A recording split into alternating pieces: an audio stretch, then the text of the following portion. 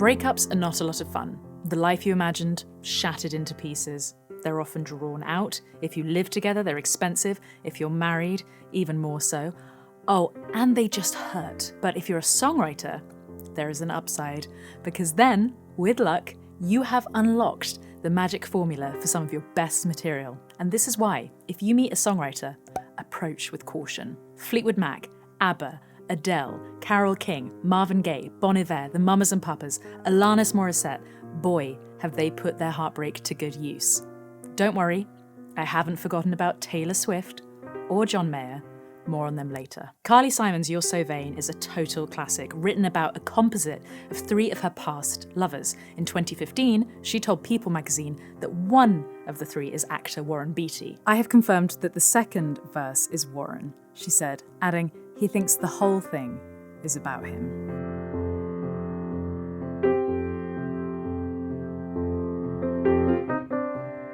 There's something so tantalising about dissecting lyrics by famous people about other famous people, but obviously it can make an already bad situation a whole lot messier. I am working away on my album this week, but I'm also keeping an eye on some TikTok drama between one of my favourite artists at the moment, Fletcher, and her ex, who is also one of my favourite video makers, Shannon Beveridge, over the song Becky's So Hot, which has been officially released on Capitol Records with over 2 million streams already.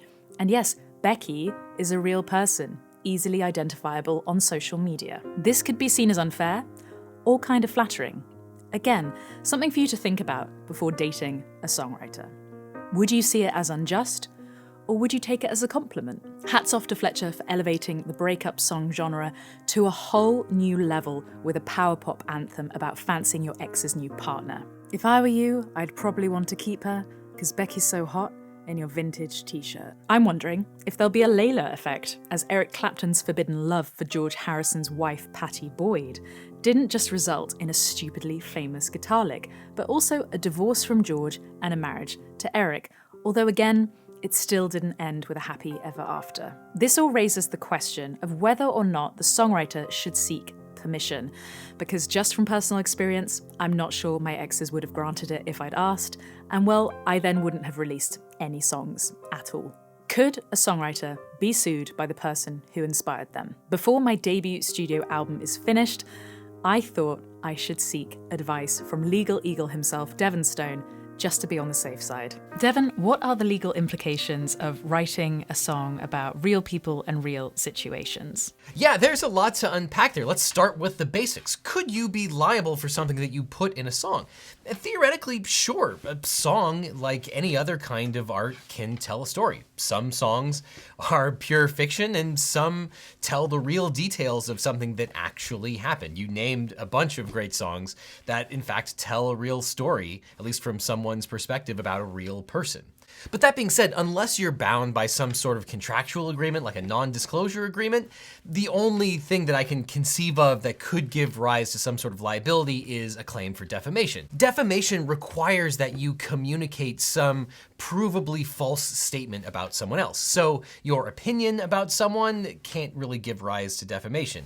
Hyperbole is not going to give rise to defamation. You have to effectively lie about a real person that it harms their reputation in some way. Now, if you did something that gave rise to defamation in the context of a song, even if you didn't drop their name, that might not be a hindrance to liability. There's a doctrine called defamation by implication, where if the person who receives the communication that's defamatory knows who you're talking about, that can still give rise to defamation. We saw this in the Johnny Depp-Amber Heard litigation, where Amber Heard did not actually say Johnny Depp's name in the context of a Washington Post article, but that still gave rise to defamation because everyone knew she was talking about her former husband, Johnny Depp. But that being said, if you write a song where no one knows who you're talking about, that would be a very, very difficult thing to do. And oh, by the way, if you're saying things that actually happened or your opinion about someone that you broke up with, well, that's probably not going to give rise to defamation in the first place. So I think you're probably safe on this one.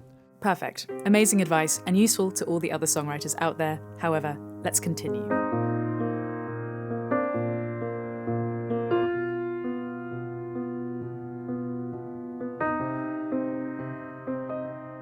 Living in the age of social media does add new dimensions that the songwriters of past generations did not have to deal with. My own songs have been described as confessional, and although my exes can assume the songs are about them, I'd never name and shame.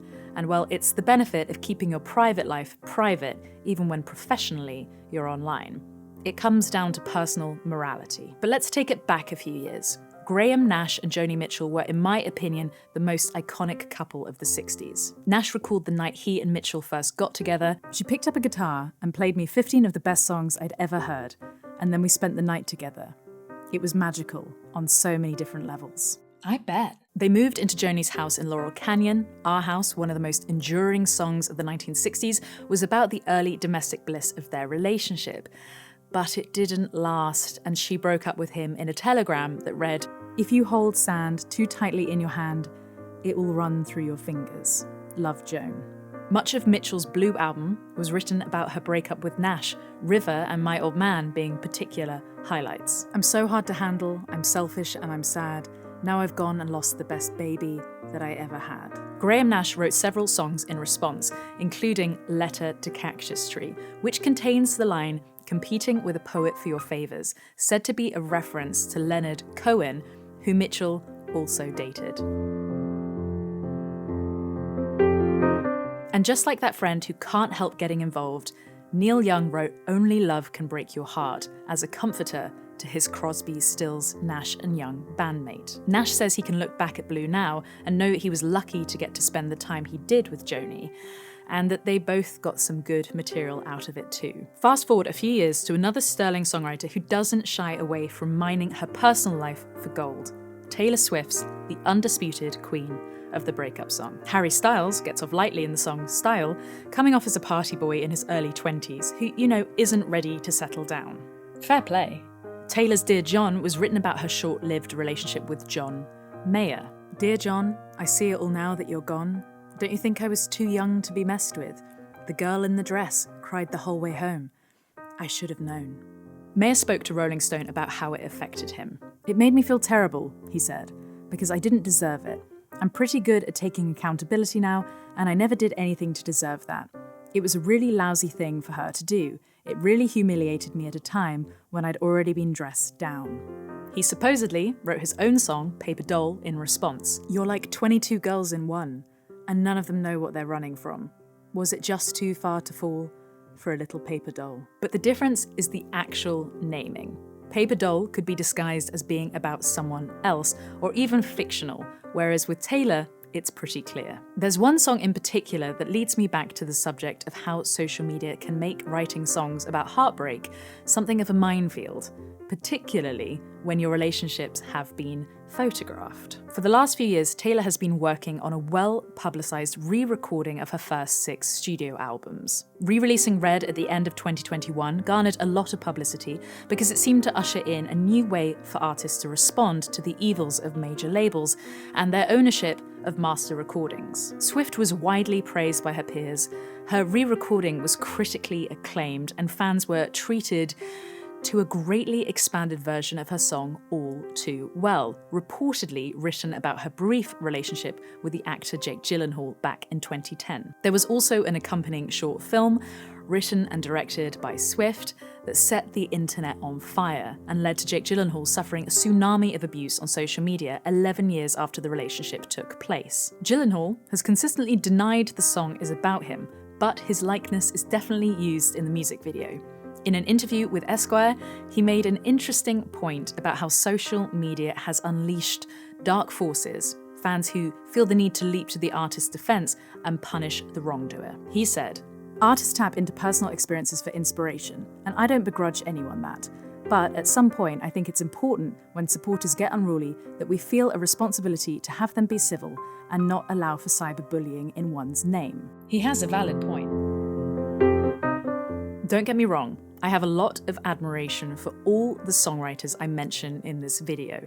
Writers have always mined their personal lives for material, and my God, do I write my best songs when my heart is completely and utterly broken. As a songwriter, I now know I need to take a breather sometimes, let the material sit for a bit and revisit it later, because I've been guilty of a few rash decisions in my past.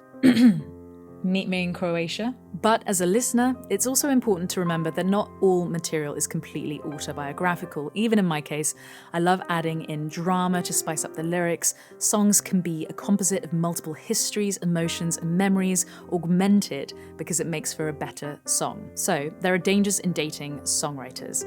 But here's hoping everyone just sees it as a compliment. I'd kind of love it. Or I'd hate it. I don't know. I'll never date a musician, that's for sure. I know too much. Well, never say never.